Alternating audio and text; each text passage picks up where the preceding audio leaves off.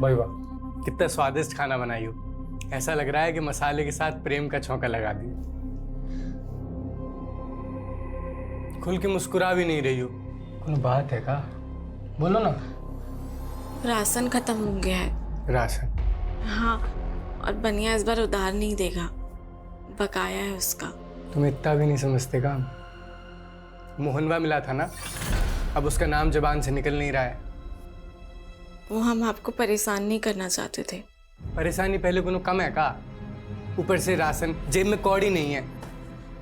खाने पे काहे गुस्सा रहे हैं? तो किस पे गुस्सा है? अब नहीं जाता खाना वाना हमसे। परेशान मत हो दीदी, इस बार बारिश की वजह से जो फसल बिगड़ी है उसी से हताश है भैया, और कुछ नहीं। हताश तो हम भी गए हैं जीवन से मीनू। कभी कभी मन करता है कि जहर खा के हम खुद ही मर जाएं। दीदी ऐसा मत बोलो, सब ठीक हो जाएगा। अच्छा राशन खत्म हो गया ना, हम तुम्हारे जेठ जी से कह के मंगवा देंगे। नहीं नहीं मीनू, हम कुछ कर लेंगे। अरे माना कि हम उम्र में छोटे हैं, लेकिन रिश्ते में तो हम बड़े हुए, तो अब एक जेठानी अपनी देवरानी का ख्याल भी ना रखे।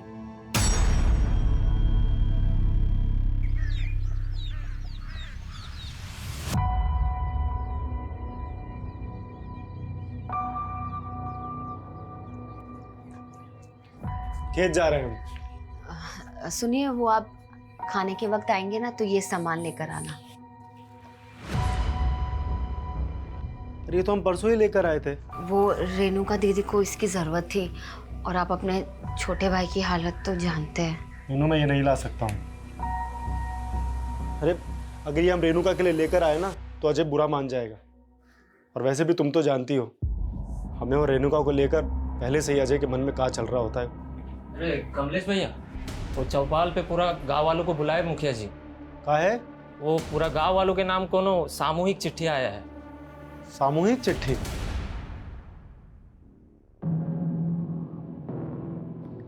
अरे माँ बाप का सेवा में काहे समय बर्बाद कर रहे हो? विधायक हो गए हो, जनता का सेवा करो।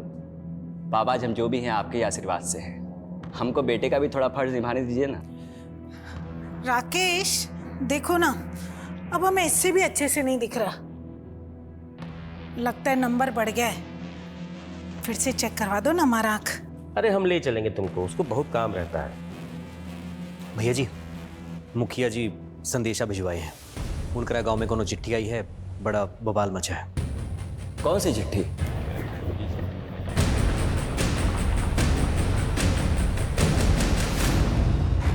कहोगे मुखिया जी, क्या है उस चिट्ठी में? चिट्ठी तो पोस्ट मास्टर कालू मिश्रा के नाम लिखी है, और उसके नीचे लिखा है सामूहिक चिट्ठी। प्रिय ग्रामवासियों, जैसा कि आप जानते हैं, पिछली बरसात में बाढ़ की स्थिति पैदा हो गई थी। सबकी फसल बिगड़ गई और सबकी जिंदगी उजड़ गई। लेकिन एक उपाय है जिससे फिर से सबकी जिंदगी आबाद हो सकती है, पर उसके लिए आपको कुछ लड़कियों को कुर्बान करना पड़ेगा। क्या बात हो गई?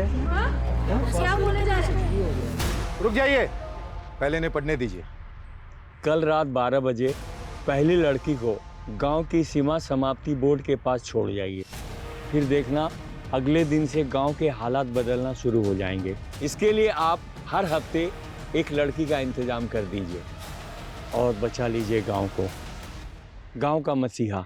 अरे कौन कर रहा है ऐसी मांग हमारी बहन बेटी के बारे में? अरे ये वही बाबा होगा जो बलि देना चाहता अरे था। जो भी है छोड़ेंगे नहीं उसे।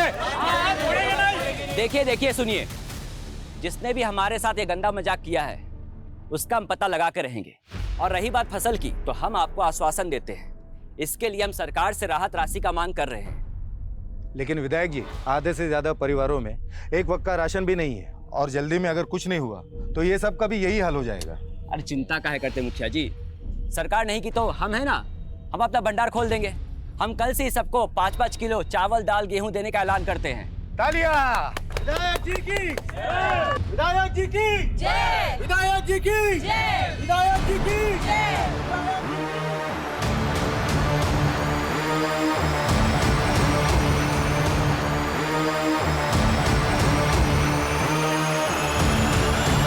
ये विधायक जी थोड़ा बहुत मदद कर भी दिए ना तो इस समस्या का समाधान नहीं होने वाला। अगली फसल तैयार होती तो 6 महीने लग जाएंगे, तब तक कैसे होगा? भाई बात तो तुम्हारी सही है अजय। अब भाई शहर जाके कोई काम ढूंढना आसान काम है क्या? कहो अरे भैया आप घर जाइए, हम आते हैं। तो भाई हम दोनों भाई यहाँ परेशान हैं और तुमको कुछ पड़ी ही नहीं है। अब चिंता करेंगे तो पैसा बरसेगा का? निकम्मा होते जा रहे हो। हम दोनों भाई तो खेती छोड़ के नहीं जा सकते। तुम तो शहर जाके कोनो काम धंधा कर सकते हो ना। अच्छा अब हम समझे, हमें खाना देना भारी पड़ रहा है इसलिए शहर भूखा मरने भेज रहे हो ना? हम शहर नहीं जाएंगे, हम यही काम करेंगे। और यहाँ काम कौन देगा तुमको? हैं निकम्मे? ये निकम्मा निकम्मा बोलना बंद कीजिए। जब से माँ बाबूजी गए तब से बस कोसते रहते हैं। अगर इतना ही तकलीफ है ना तो हमारा हिस्सा दे दीजिए, बस बात खत्म। ये लो हिस्सा तुम्हारा। हिस्सा चाहिए ना तुम्हें? कौन सिखा रहा तुम्हें सब? वो सर्विसवा?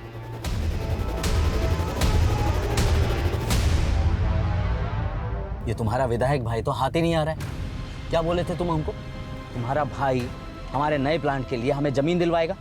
कब दिलवाएगा? गांव वालों का मसीहा बन रहा है राकेश, इसलिए आपको जमीन नहीं दिलवा रहा। लेकिन आप चिंता मत करिए, हम है ना, आपको ये जमीन भी दिलवाएंगे और आपका प्लांट भी वहीं लगवाएंगे।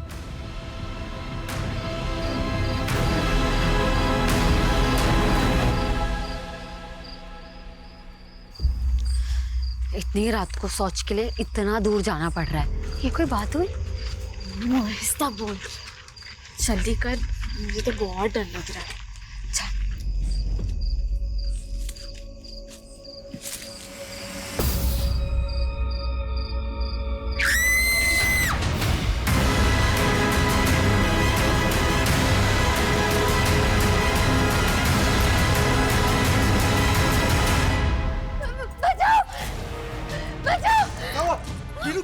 क्या हो गया?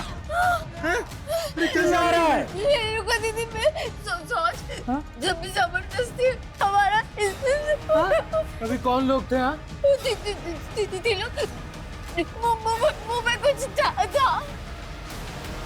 राकेश, राकेश, ए राकेश, क्या हुआ पापा? अरे कोई गांव की औरत का इज्जत लूटने का कोशिश किया है, शायद जंगल ले गए वो उस औरत को।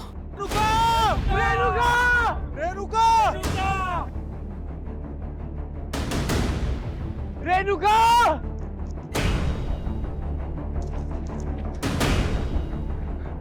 क्या हो गया? विधायक जी, हमारी बीवी और भाभी शौच के लिए आए थे। बीवी को भाभी बताए 3 लोग मुंह ढक के आए, हमारी बीवी को उठा के ले गए।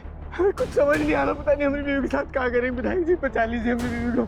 जिसने भी सब किया है उसको छोड़ेंगे नहीं, पर पहले अभी तुम्हारे बीवी को ढूंढना जरूरी है। चलो चलिए सब लोग, चलिए।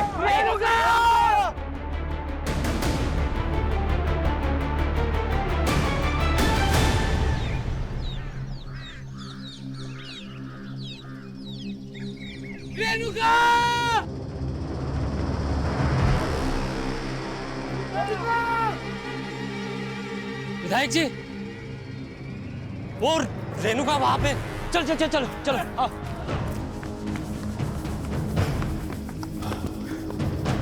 रेणुका!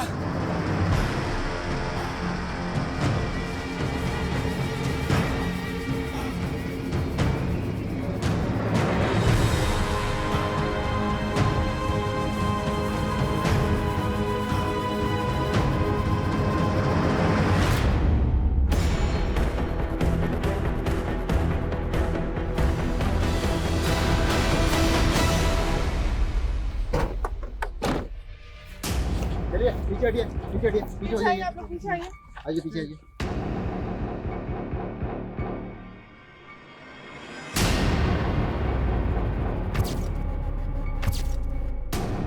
देख के लग रहा है कि रेप भी हुआ है और इसकी जेठानी रात को शौच के लिए आ गई। देखिए इंस्पेक्टर, सिर्फ हमारे इलाके में नहीं, ये हमारे खुद के गांव की महिला के साथ ऐसा कांड हुआ है। आप लोग जल्द से जल्द पता लगाइए कि कातिल कौन है। विधायक जी, कातिल को ढूंढना हमारा काम है, वो हम करेंगे, लेकिन उससे पहले हमें उस चश्मदीद का बयान लेना होगा जो कल रात इनके साथ थी। बताइए कल रात क्या हुआ था? वो लोग 3 लोग थे। तीनों ने अपना चेहरा ढका हुआ था। वो लोग तो हमारे साथ भी जबरदस्ती करना चाहते थे। हम कैसे जैसे वहां से भाग निकली, लेकिन अपनी दीदी को नहीं बचा पाए। उनमें से किसी एक का भी चेहरा देख पाई हो? हमने किसी को नहीं देखा। पर हम जानते हैं साहब कौन किया है सब। कौन? मोहन साहब। कौन मोहन? रेणुका का पहला पति। पहला पति मतलब रेणुका की आपसे दूसरी शादी थी? जी साहब। दरअसल रेणुका की शादी पहले बड़े भैया से तय हुई थी। तब भी वो मोहन रेणुका को भगा के ले गया था। बड़े भैया मंडप में थे और रेणुका के माँ बाप की इज्जत पे हाथ ना, इसलिए उन्होंने रेणुका की छोटी बहन मीनू भाभी से शादी की थी। तो रेणुका आपकी सगी बहन थी? हाँ साहब, रेणुका दीदी से बहुत बड़ी गलती हो गई थी कि वो उस मोहन के साथ भाग गई, लेकिन उसे बहुत जल्द पता चल गया कि वो कैसा आदमी है।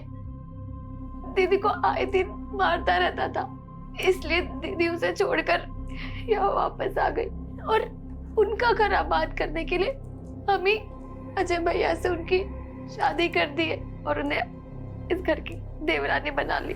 पर साहब मोहन से नहीं बर्दाश्त हो रहा था ये। हमरे अलावा तो किसी और की नहीं हो सकती। चल छोड़ से, काट देंगे, बता रहे हम, मार देंगे। तू काटेगा? हाँ, हम काटेंगे। जो चीज हमारी नहीं हो सकती ना, वो किसी और की भी नहीं होगी, समझे? हमें तो भरोसा है साहब, मोहन नहीं किया ऐसा। हम तुम्हारे लिए रेणुका को कुर्बान किए और तुम हम ही को धोखा देकर किसी और के साथ सो रही हो। धोखा तो तुम दिए हो हमें, सिर्फ एक रेणुका नहीं थी तुम्हारी जिंदगी में। हमसे जवान लड़ाएगी? हमसे जवान लड़ाएगी तो? हमारी बीवी है, चाहे मारे या पीटे। जैसे तूने अपनी पहली बीवी रेणुका को मार दिया। हाँ? रेणुका मर गई? मरी नहीं, तूने उसे मार दिया है। नहीं। तेरी तो थाने चल के उतारते हैं। ले चलो इसे। विनायक जी, वो रेणुका का लाश वहीं नजदीक में मिला, जहां वो चिट्ठी भेजने वाला गांव का औरत को मिलने के लिए लिखा था। कहना क्या चाहते हैं आप? रेणुका को वहां जानबूझ के भेजा होगा। उसका पति और भैंसुर तो कह रहे हैं कि वो अपना गोतनी के साथ। मास्टर जी, हम आपको कहे थे चिट्ठी के बारे में पता करने के लिए, पता किए? चिट्ठी पर संतो डाक खाने का मुहर था, वहीं से किसी ने भेजा होगा, लेकिन ये बात पता करना मुश्किल है कि उसको भेजने वाला कौन होगा। संतो गांव।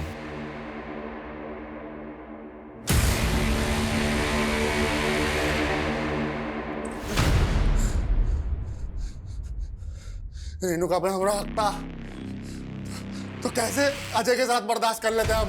पहले उसको छोड़कर दूसरी शादी कर ली, और दूसरी शादी करने के बाद पहली बीवी वापस चाहिए। हाँ, चाहिए थी।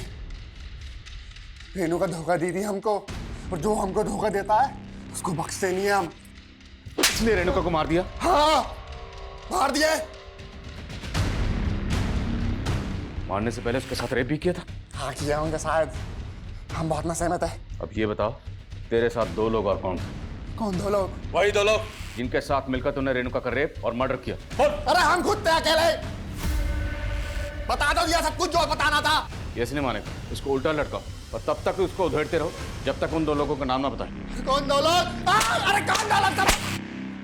रेणुका की बहन मीनू ने बताया था कि उन पर हमला करने वाले 3 लोग थे, पर ये मोहन, ये तो अपने अलावा किसी और का नाम ही नहीं ले रहा। लगता है इस मोहन का नशा अभी तक उतरा नहीं है सर। इसकी एक बार और धुलाई होगी ना तो ये बाकी 2 नाम भी उगल देगा। हालांकि वो साफ साफ कबूल कर रहा है कि उसी ने किया, पर मुझे उसकी बात पर यकीन नहीं हो रहा। लेकिन सर उसने ये कबूल तो किया है कि रेणुका को उसी ने मारा है।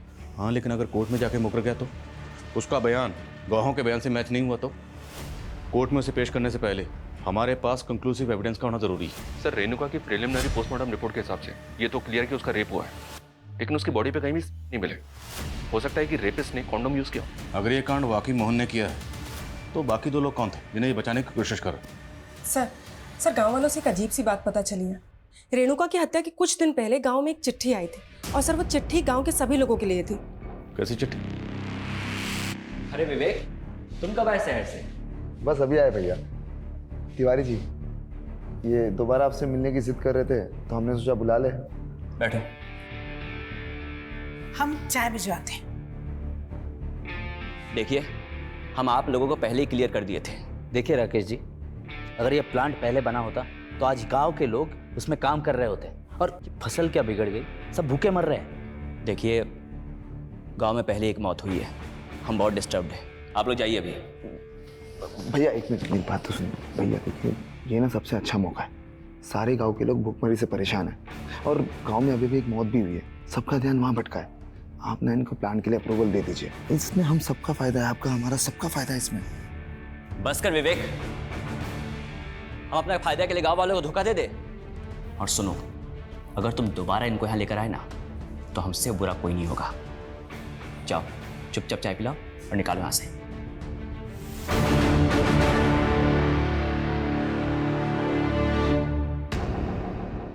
चिट्ठी लिखने वाले ने गांव की लड़कियों को कुर्बान करने की बात लिखी है और गांव की सरहद के पास जो बोर्ड है, हर हफ्ते वहां एक नई लड़की का इंतजाम करने के लिए कहा गया है।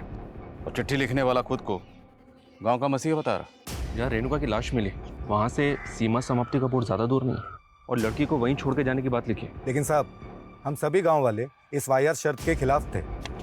खत कहाँ से आई? ये शांतो गांव के डाक खाने से आई थी। पता लगाने की कोशिश की पर पता नहीं चला वहाँ से किसने भेजा था। लेकिन कोई तो है जिसकी हमारे गांव की औरतों पे बुरी नजर है। हमको तो ये वही बाबा लग रहा है जिसने सबके सामने एक गंदा मांग किया था। कौन बाबू? कैसी मांग? साहब, फसल खराब होने की वजह से गांव वाले भूखे मर रहे थे, तब ये बाबा यहाँ आया था। बड़ी चमत्कारी बातें कर रहा था। बाबा जी, आप कहाँ से आ रहे हैं? आपके लिए भोजन पानी का प्रबंध करें? बच्चा, यहाँ तो भूखमरी फैली हुई, इतने लोग भूखे पेट सो रहे हैं। हम यहाँ भोजन नहीं करेंगे, हमसे ये पीड़ा देखी नहीं जा रही। बाबा जी, इस पीड़ा का कोई उपाय है? क्यों नहीं, इसलिए तो यहाँ आए। कैसा उपाय बाबा जी?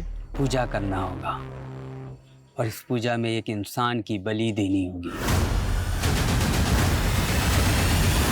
जानते भी हैं आप लोग, बलि देना कानूनन जुर्म है। और आप लोग चिंता काहे कर रहे हैं? इस समस्या का समाधान हम मिलकर निकाल लेंगे। और रही बात गांव की, तो हम गांव के लिए ज़्यादा से ज़्यादा चंदा इकट्ठा करेंगे। बस आप लोग इस अंधविश्वास में मत पड़िए। विधायक जी सही बोले थे, इसीलिए हम सब उस बाबा की बातों में नहीं आए। एक बाबा गांव में आया और वो बलि देने की बात कर रहा था। आप दोनों जिम्मेदार ओहदों पर हैं, सरपंच, विधायक। आपको पुलिस को इतला करनी चाहिए थी। कौन था वो बाबा? कहाँ से आया था? मालूम नहीं साहब। आपने उसकी शक्ल तो देखी होगी, चेहरा याद होगा उसका? जी साहब, याद है। स्केच बनवा सकते हैं? बिल्कुल सर, इस बाबा की तलाश तो करते हैं, पर मुझे ऐसा लग रहा है कि उस खत को रेणुका के मर्डर से जोड़ के देखना ठीक नहीं है। मोहन तो पहले कबूल कर चुका है। अगर ये मोहन ने किया है तो बाकी दो लोगों का नाम क्यों नहीं बता? क्योंकि मीनू कह रही थी कि वो 3 लोग थे, तो बाकी 2 लोग कौन थे? मीनू, हम मोहन के लिए ना कमलेश जी जैसे इंसान को धोखा दिए थे, और तुम बोल रही हो कि हम उसके छोटे भाई के साथ शादी कर लें। दीदी, हमें तुम्हारी चिंता है। अब तो हमारे माँ बाप जी भी नहीं रहे, और तुम ऐसे अकेले रहोगी तो वो मोहन तुम्हारा जीना मुश्किल कर देगा। और कमलेश जी को भी हमने मना लिया है। वो जानते हैं कि वो मोहन ही गलत था। वो लोग तो तुम्हें एक दूसरा मौका देना चाहते हैं।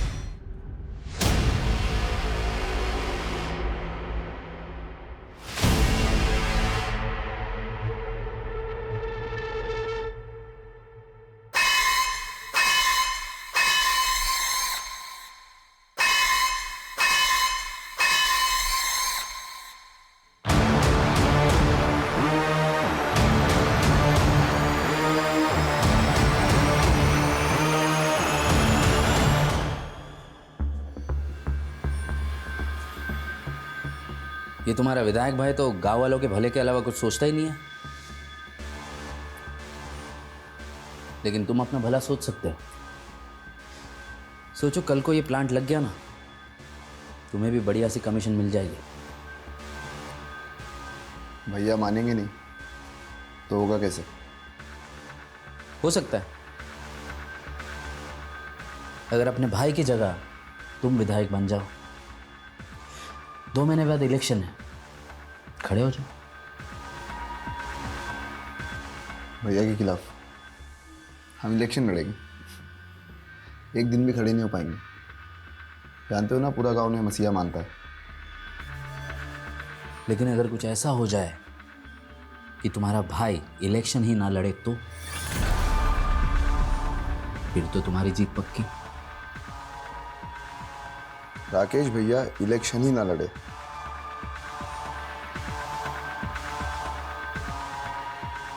ऐसा तो सिर्फ एक ही सूरत में हो सकता है।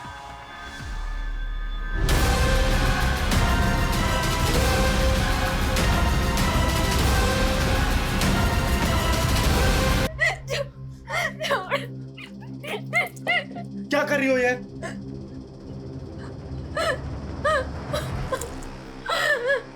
रेणुका दीदी के बारे में बिल्कुल अच्छा नहीं लगता। भाभी, तुम्हें कुछ हो गया तो भैया तो टूट जाएंगे ना। हमें ना अभी रेणुका के कातिलों को सजा दिलवानी है। किरण! किरण! छूट गए तुम। तू क्या सोची हमारे अंदर होते ही अपने आशिक की हो जाएगी? यहीं सो रहे थे ना तुम दोनों? कहाँ है वो? यहीं छुपा कोई नहीं है। हम कह रहे हैं ना कोई नहीं है। देखो हमारी बात सुनो, कोई नहीं है यहाँ। चुप! कहाँ है वो? जब हम बोल रहे हैं कोई नहीं है यहाँ, समझे आप? जिंदा नहीं बचेगा तेरा आशिक, जानती हो ना? हमारी पहली बीवी का भी हत्या का आरोप है हम पे। तो मुझे पुलिस वाले छोड़ काहे दिए? मोहन को पकड़ने वाला आज तक तो पुलिस वाला पैदा नहीं हुआ है, समझी? बड़े साथी रहे हम।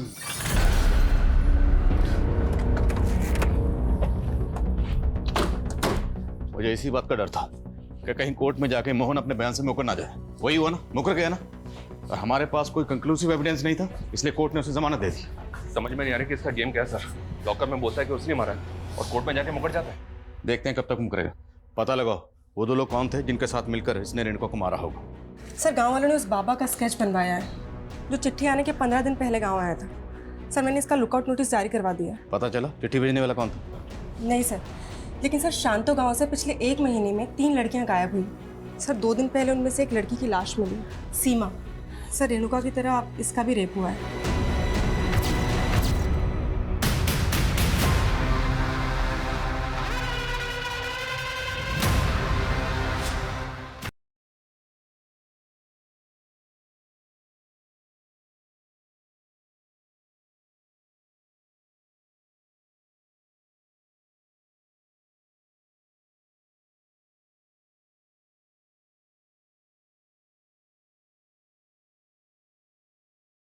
केस का स्टेटस क्या है? सर केस तो अभी तक अनसॉल्व है, लेकिन सर इस गांव का मुखिया है भीमा। वहाँ की पुलिस को इस पर शक था। सर इन तीनों लड़कियों के घर वालों ने इससे ब्याज पे पैसे लिए थे और इसकी इन तीनों लड़कियों पे बुरी नज़र थी, लेकिन सर पुलिस को इसके खिलाफ कुछ भी नहीं मिला। क्या इन तीनों लड़कियों के केस का रेणुका के केस से कोई ताल्लुक हो सकता है? सबसे चौंकाने वाली है वो चिट्ठी जिसमें हर हफ्ते एक लड़की की मांग की गई। जरा पता करो इन दोनों गाँव में ऐसा क्या कॉमन है जिसका हमारे केस से ताल्लुक है। बोलो।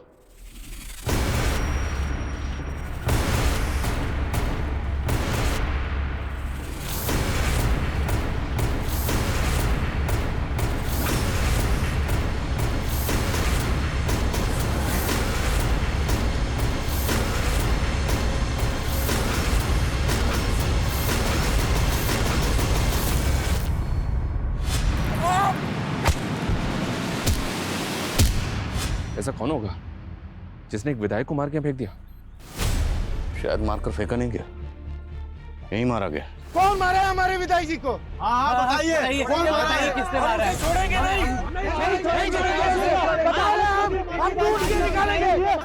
देखिए बात सुनिए, चुप हो जाइए, चुप हो जाइए आप। पुलिस अपनी कार्रवाई करेगी, भरोसा रखिए। लेकिन मैं आपसे अपील करता हूँ, आप में से कोई ऐसा काम नहीं करेगा जिससे इलाके का अमन चैन बिगड़े। पुलिस को अपना काम करने दीजिए। विधायक जी की बॉडी को सबसे पहले किसने देखा? सुबह शौच के लिए आए थे तभी देखा था हमने। साहब ये वही है जिसने रेणुका का मर्डर किया है। कौन? मोहन, जिस पे तुमने पहले भी शक जताया था? हाँ साहब वही मोहन, लेकिन आप उसे छोड़ दिए थे।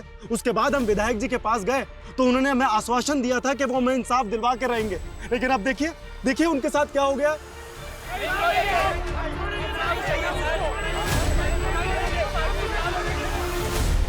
संभालिए अपने। हम समझते हैं आप पे क्या गुजर रही है। विधायक जी की मौत से पूरे इलाके के लोग सकते में नहीं बल्कि सदमे में हैं। पर हमें विधायक जी की लाश बाहर जंगल में मिली। वो जंगल में क्यों गए थे? वहां कुछ काम था उन्हें? वो कल माधव के साथ शहर गए थे। पापा, शहर में हमारा सिंचाई विभाग के अधिकारियों के साथ मीटिंग है। वो हम यहाँ एक नहर निकलवाना चाहते हैं ताकि बरसात का पानी ऐसे तबाही मचाने से पहले सिंचाई में काम आ जाए। शहर में देरी हो गया था तो माधव का फोन आया था। वो बोला कि अब रात को नहीं सुबह ही लौटेंगे। और माधव कहाँ? सर माधव का कुछ पता नहीं चल रहा, और हम उसके घर गए थे तो हमने देखा कि माधव के घर के बाहर राकेश भैया की गाड़ी खड़ी है, लेकिन वहाँ पे माधव नहीं था। तो माधव रहता कहाँ? जो गांव के बाहर कनाल है उसकी के पास में उसका घर और खेत है।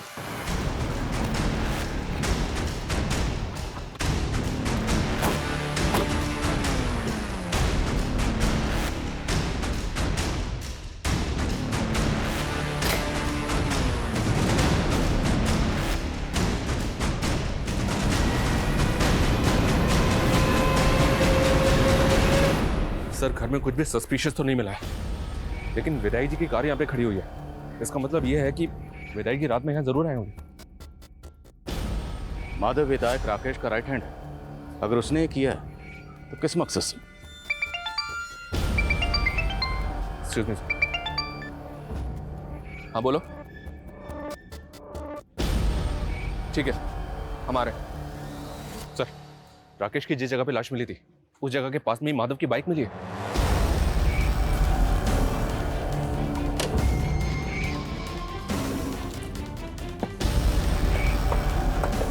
यही सर। सर ये रही बाइक, और सर बाइक पे चाबी भी लगी हुई है। तो क्या विधायक जी ने अपनी कार माधव के घर पे खड़ी की और माधव की बाइक से यहाँ पर आए, या फिर माधव उन्हें यहाँ लेके आया? और शर्मा सवाल ये है कि अगर माधव इस कांड में शामिल है तो अपनी बाइक यहाँ छोड़कर क्यों जाएगा? पूरा एरिया अच्छे से स्कैन करो।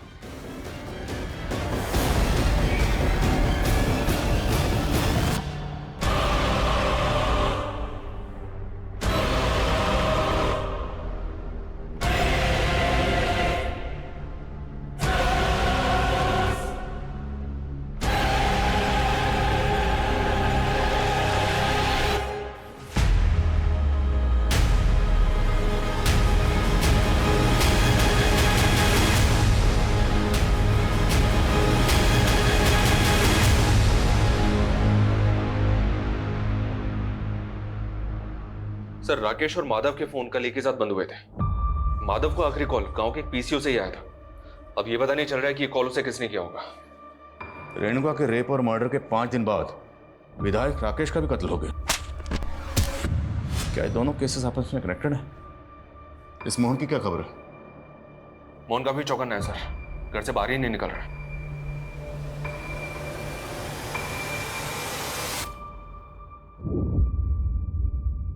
नजर बनाए रखो इस पे।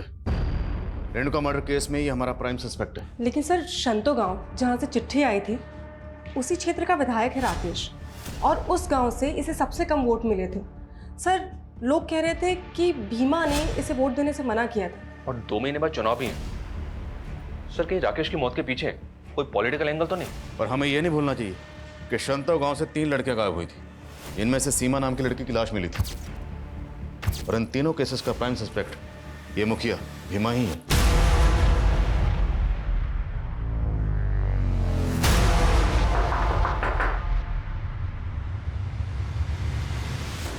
गजब बात कर रहे हो। उस सीमा को मारने में हमारा हाथ होता तो ऐसे घर पर बैठे होते हम। अब घर के अंदर और घर के बाहर क्या करते हैं, आपके चरित्र का पूरा विस्तार पूर्वक वर्णन है हमारे पास। और सिर्फ सीमा ही नहीं, आपके गांव की 2 लड़कियां और गायब हैं, और आप और आपका गुट विधायक राकेश के खिलाफ था ना? तो इसका क्या मतलब? उसका मर्डर का इल्जाम भी हमरे माथे मर दोगे? इल्जाम नहीं मरेंगे, अगर मर्डर किया है तो साबित करेंगे। फिलहाल आप ये बताइए कि आपके गांव से ये फतिंगा गांव चिट्ठी गई थी, उस चिट्ठी में आपका रोल और मकसद क्या है? ऐसा है इंस्पेक्टर साहब, हवा में बात मत कीजिए।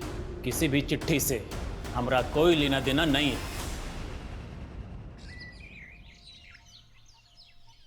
छोड़ो मुझे, छोड़ो, छोड़ो, छोड़ो, बचाओ, बचाओ, छोड़ो, छोड़ो, छोड़ो। क्या हो रहा है सब? पकड़!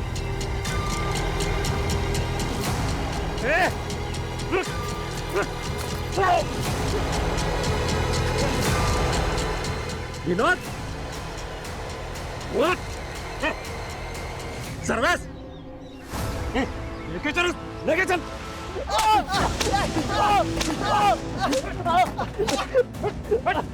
देखिए साहब, ये रेणुका का देवर और उसका दोस्त क्या हरकत किए हैं। हमें तो लगता है विनोद ही अपनी भाभी के साथ रेप करके मर्डर किए हैं। आपको क्या लगता है उससे फर्क नहीं पड़ता?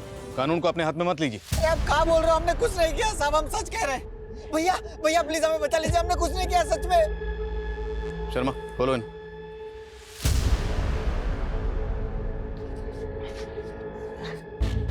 फोन कहाँ तुम्हारे? सर वो हम सोशल मीडिया के लिए वीडियोस बनाते हैं, वो खुद आई थी, वो हमारी दोस्त है। कौन? वो लड़की। कौन लड़की? लेके चलो दोनों। साहब देखो डरो मत, हमें बताओ विनोद और सर्वेश ने क्या किया तुम्हारे साथ?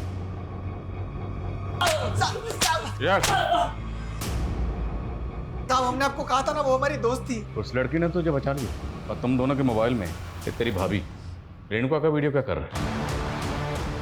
ये तो हमें विनोद ने दिया था।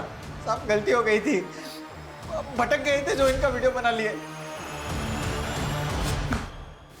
अपनी भाभी के साथ रेप और मर्डर किया इसके साथ मिलकर। और तुम लोग ये बताओ वो तीसरा कौन था तुम दोनों के साथ? नहीं साहब, हमने कुछ नहीं किया साहब। उठो इनको।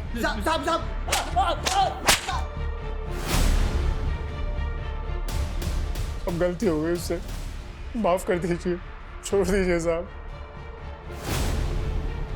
उसके मोबाइल में हमें रेणुका का वीडियो मिला, न्यूड वीडियो। और सिर्फ रेणुका का नहीं, उसने आपकी बीवी मीनू का भी नहाते हुए वीडियो रिकॉर्ड किया।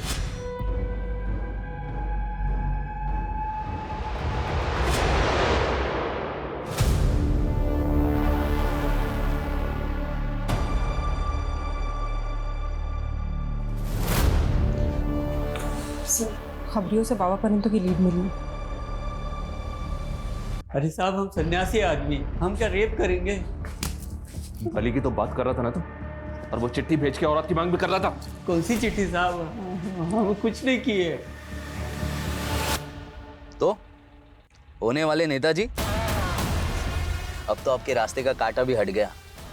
अब तो राकेश दुबे की हत्या की हमदर्दी भी जनता से मिल जाएगी। सर ना तो विनोद और सर्वेश ये मान रहे हैं कि इन्होंने ही रेणुका का मर्डर किया है, और ना ही वो बाबा कुछ को बोल रहा है। बोलो। सर माधव मिल गया है, लेकिन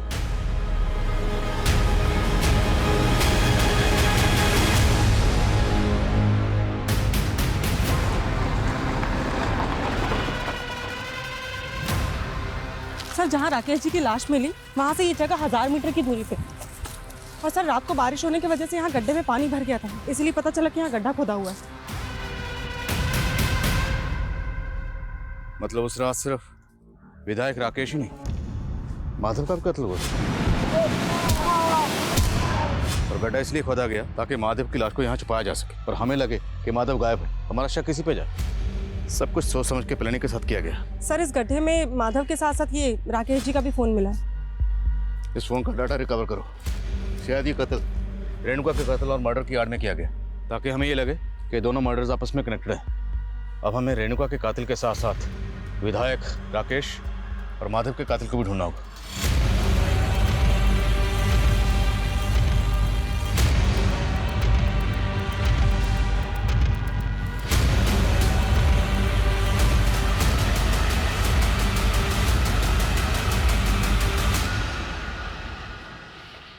सर कम इन। सर राकेश जी की डिटेल्ड पोस्टमार्टम रिपोर्ट, उनकी आंखों में लाल मिर्ची के ट्रेसेस मिले। लाल मिर्ची? क्या सर, ऐसा लगता है कि पहले उनकी आंखों में लाल मिर्ची डाली गई, उसके बाद उनको टॉर्चर किया गया, फिर उनके सर को पत्थर से पीट पीट के फोड़ दिया गया। और सर माधव की प्रिलिमिनरी रिपोर्ट भी यही सजेस्ट करती है कि उसकी आंखों में लाल मिर्ची डाली गई। इतना बेरहमी से मारा है हमारे बेटे को। जिस बेरहमी से विधायक जी और माधव को मारा गया, उससे तो ऐसा लगता है जैसे किसी ने कोई गहरी रंजिश निकाली। आप लोगों को किसी पर शक नहीं? विधायक राकेश के पेरेंट्स को भी इस बात का कोई अंदाजा नहीं है कि उनको... सर हमने राकेश और माधव दोनों के फोन का डेटा चेक किया। सर उसमें 2 दर्जन से ज्यादा लड़कियों के न्यूड वीडियोस हैं, और सर उन वीडियोस में इन लड़कियों के साथ कोई जबरदस्ती कर रहा है। कहीं ये माधव ही तो नहीं है? अगर ये वीडियो रिप्ले करो, पॉज करो, जूम करो।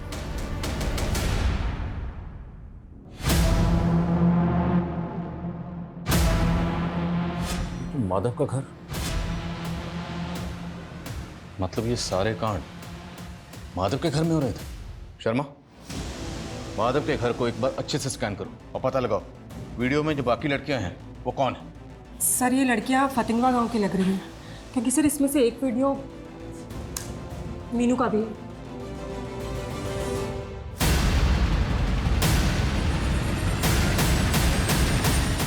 बोलिए मीनू, इस वीडियो में आपके साथ कौन है? साहब, सारी फसल खराब हो गई थी, भूखे मरने की नौबत आ गई थी। हम तो बस उसके पास मदद लेने गए थे। देखो मीनू, हम तुमको बचपन से जानते हैं, तुम हमारे साथ पढ़ी भी हो। चिंता मत करो, हम तुम्हारे पति की नौकरी शहर में लगवा देंगे। बहुत बहुत शुक्रिया विधायक जी। अरे शुक्रिया किस बात का, तुम दोस्त हो हमारी। जब हम 20 साल के थे ना, तब तुम्हारे साथ सोने का सपना देखते थे। हमारे साथ सोगी ना, सपना पूरा करोगी ना? हम तो बस मजबूरी में उसके आगे झुक गए, लेकिन उसने हमारी वीडियो बना ली ना। उसने हमारे पति को काम पर लगाया, बस हमारे मुंह पर 5 चीज़ों फेंक देता था। रेणुका के साथ भी ऐसा करता था? नहीं साहब, दीदी ने हमें ऐसा कुछ तो कभी नहीं बताया। रेणुका पे जिन लोगों ने हमला किया था वो 3 लोग ही थे। हाँ साहब।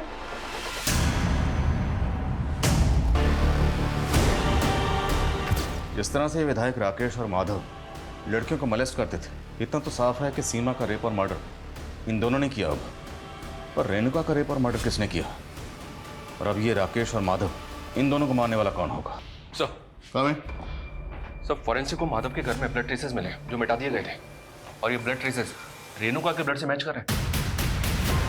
तो मतलब रेणुका का मर्डर माधव के घर में ही हुआ होगा। और मीनू ने तो हमें कुछ और ही कहा था। मीनू, तुम अकेली लड़की नहीं थी जिसको राकेश ने मोलेस्ट किया था।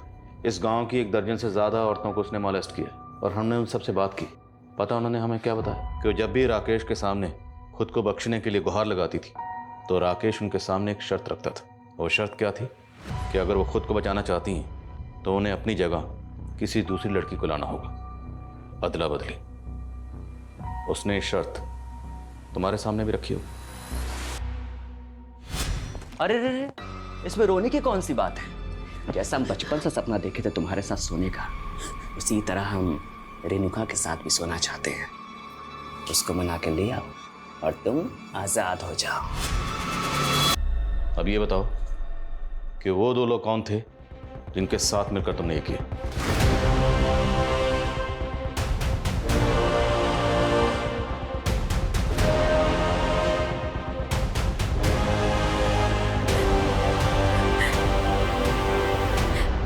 साहब, उसने हमें मजबूर कर दिया था,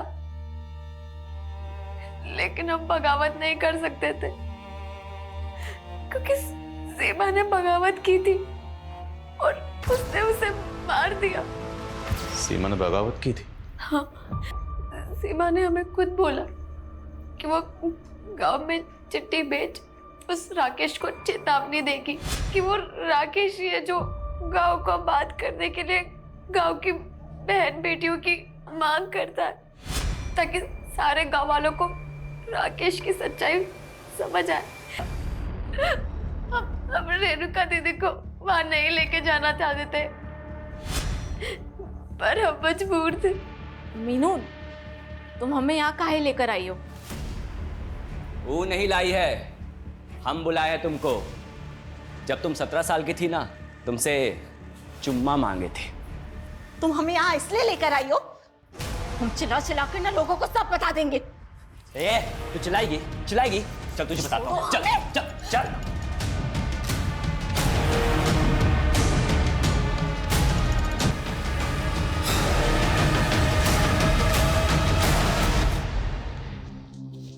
सुन, और जितना कहानी तुमको बताए हैं ना, गांव वालों को वही सब बताओगी तुम, नहीं तो तुम्हारा भी यही हश्र करेंगे। हम बहुत डर गए थे साहब, इसलिए वो 3 आदमी वाली झूठी कहानी सबको बतानी पड़ी।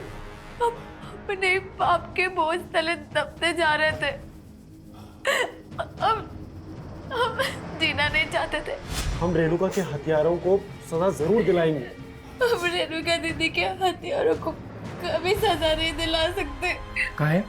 हाँ भाभी, तुम जानती होगा उन्हें? सब जब भाभी हमको बताएं कि वो राक्षस हमारी बीवी, बर्दाश्त नहीं हुआ साहब हमसे।